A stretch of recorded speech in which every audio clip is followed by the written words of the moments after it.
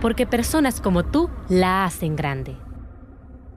Radio Cadena Mi Gente es amistad, amor y bondad. Por eso tú eres parte de nosotros. Radio Cadena Mi Gente es un instrumento de información. Porque tú aportas de tus conocimientos a través de la realidad proletaria campesina. Doctor Salvador Arias, uno de los más grandes economistas en El Salvador. También forma parte del colectivo de Radio Cadena Mi Gente.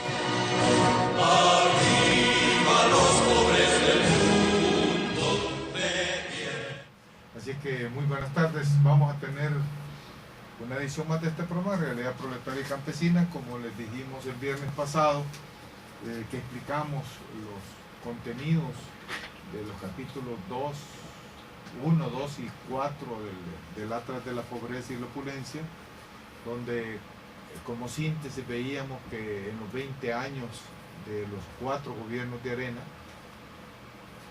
esta burguesía oligárquica que está organizada en 8 grandes grupos económicos, controlan la inmensa mayoría de la riqueza de este país en combinación, en asociación, en una relación de intereses con las empresas transnacionales, fundamentalmente norteamericanas y algunas europeas, y que ese poder económico oligárquico es el que sigue ejerciendo el control de este país, el control de la economía, y que por lo tanto es importante ubicarlo por ser el enemigo estratégico fundamental del pueblo salvadoreño. Es una cúpula que no deja que este país se desarrolle, que no deja que este país atienda los problemas estructurales de la pobreza, que no deja que se desarrollen las fuerzas productivas de este país, porque su lógica de acumulación y concentración, centralización del capital es tan voraz que ellos tienen inmensa acumulación de riquezas, pero no permiten que más de 173,000 empresarios, algunos grandes, medianos, pequeños, no tengan posibilidades de invertir, de desarrollarse, y por lo tanto este país adolece de un desempleo estructural muy fuerte.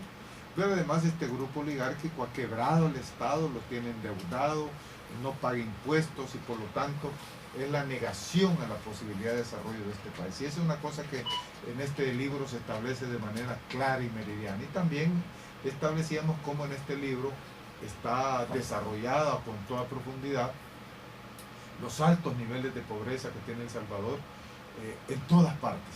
No es cierto que este país tenga un problema de 100 municipios pobres.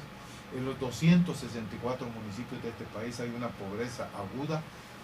En los 14 municipios hay una pobreza aguda y podemos decir que somos un país fundamentalmente de pobres, con una cúpula reducida de 8 grupos económicos que tienen riquezas ofensivas a la naturaleza de la humanidad, a los principios básicos hasta de la Constitución salvadoreña.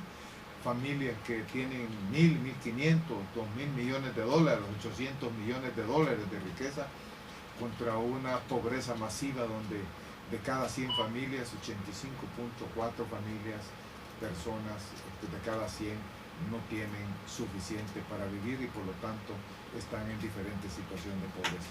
Y explicábamos cómo eso lo podemos ver a nivel nacional, lo podemos ver a nivel urbano, rural, lo podemos ver a nivel de departamento, lo podemos ver a nivel de municipio, y por lo tanto explicamos cómo este libro, consideramos nosotros, es un libro que es obligado leerlo en el sentido de conocernos a nosotros mismos sin ninguna maña. Este libro busca transparentar, desnudar nuestra realidad, porque si uno no conoce su realidad, no puede construir un futuro. Uno no puede saber para dónde va si uno no sabe dónde está parado.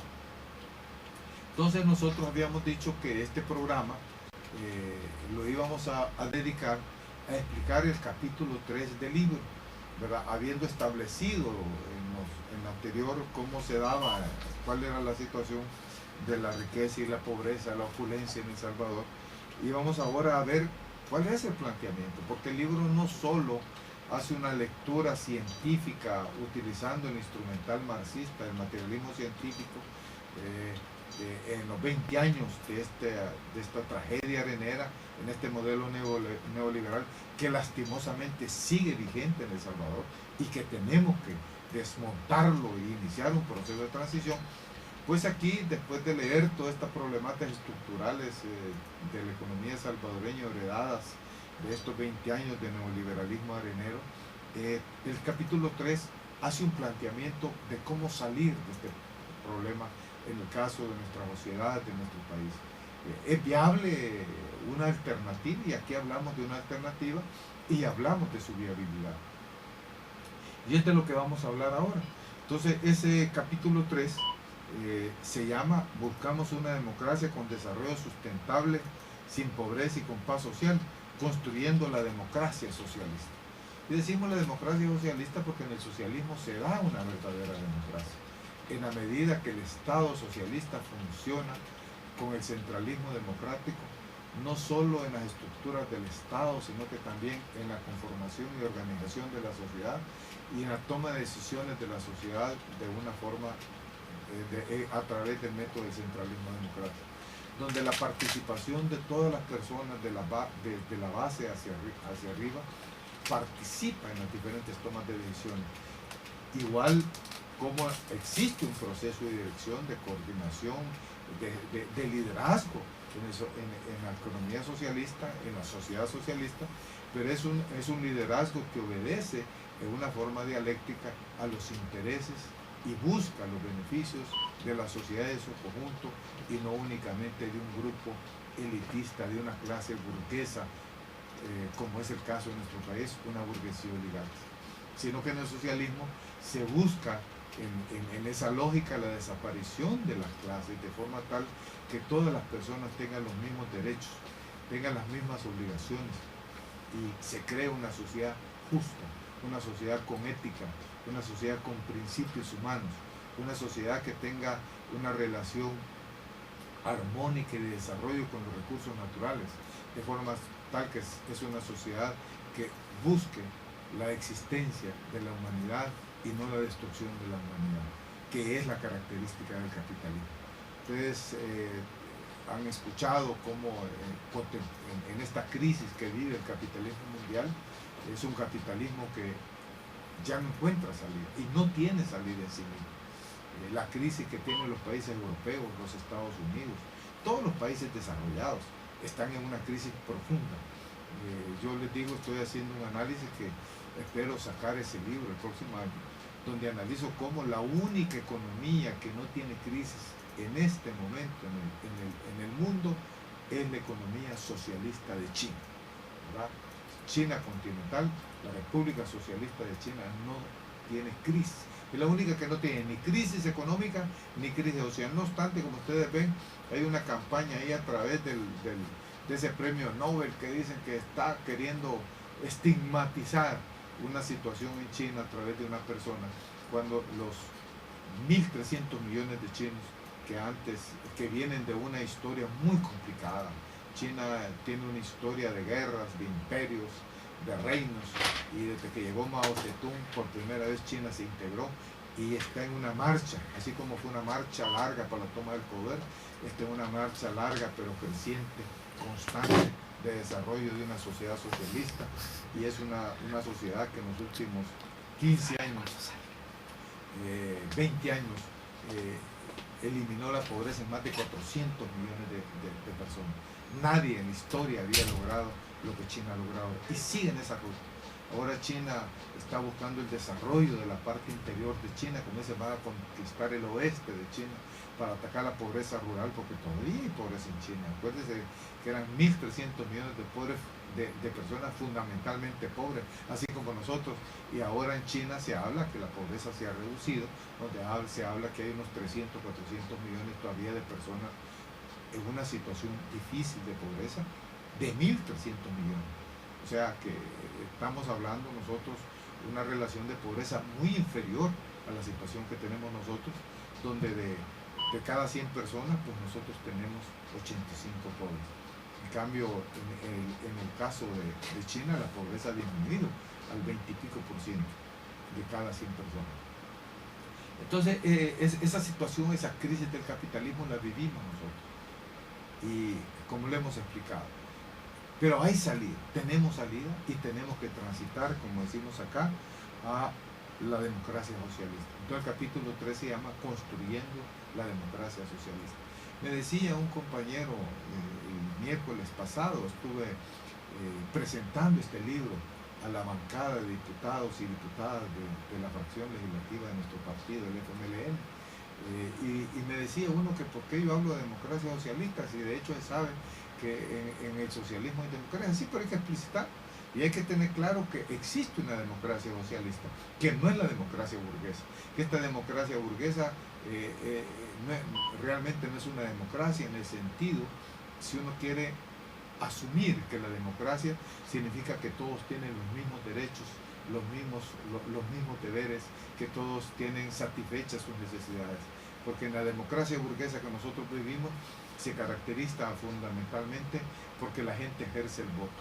Y un poco en esta lucha que venimos haciendo después de toda una lucha revolucionaria de 12 años, del 80 al 92, una lucha de masas desde finales de los años 60 y durante toda la década de los 70 y continuado en una guerra político-militar del 80.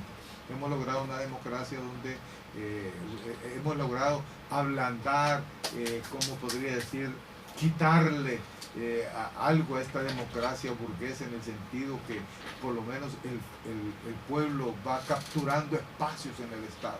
Pero esa es una democracia que todavía no se ejerce y no se va a ejercer porque la democracia burguesa no puede permitir que desaparezca la pobreza, no puede permitir que desaparezca la injusticia, porque la democracia burguesa tiene como principio que los ricos sigan siendo más ricos y que por lo tanto existan cada vez más pobres.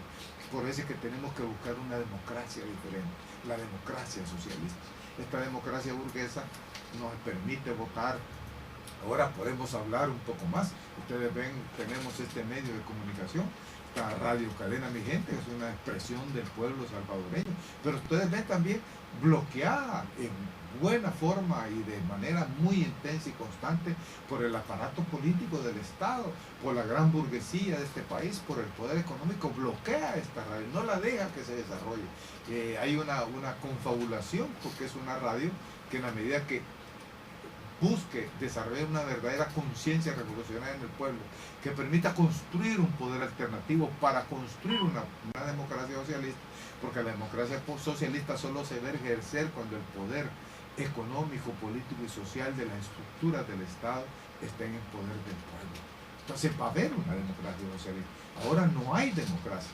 Aquí lo que hay es un remedio de democracia que se le llama democracia burguesa, donde sí podemos ir a votar, pero la mayoría de la población del pueblo salvadoreño todavía vota engañado por las campañas políticas, por la compra de los votos, abusan de la pobreza y de la miseria del pueblo salvadoreño para quitarle votos, han hecho fraude sistemáticamente. Entonces estamos en ese pleito, nuestro partido por lo tanto lleva una lucha de un carril que tiene que combinarse con la lucha del otro carril, yo le llamo la estrategia de los dos carriles, donde nuestro partido está avanzando en toda esa lucha a través de la lucha política electoral, capturando cada mes espacios de este Estado para llegarlo al final a controlar totalmente con el pueblo y transformarlo, porque este Estado va a haber que cambiarlo, porque este es un Estado burgués, va a haber que crear un Estado proletario, revolucionario, campesino, democrático.